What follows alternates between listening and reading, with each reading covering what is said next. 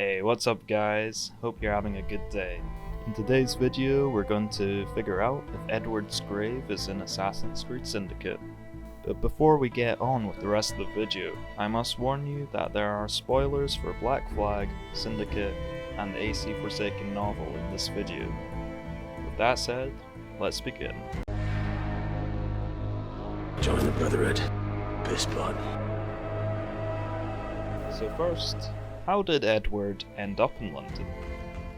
Edward came back from the West Indies with his daughter Jenny, as his wife Caroline had passed away a few years earlier.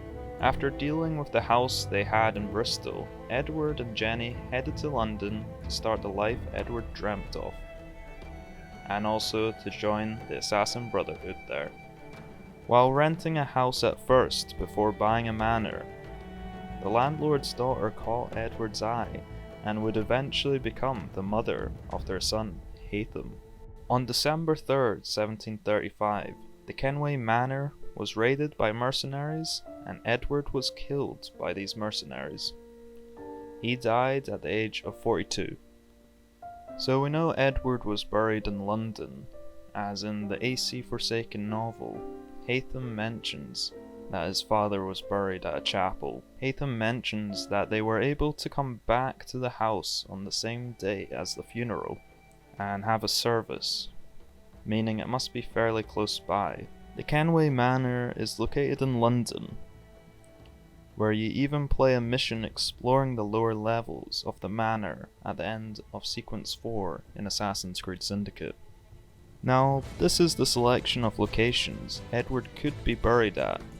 My personal guess is St. Mary's Matfelon in Whitechapel, as it's one of the few churches to survive the Great Fire of 1666, and also is the closest chapel to the Kenway Manor.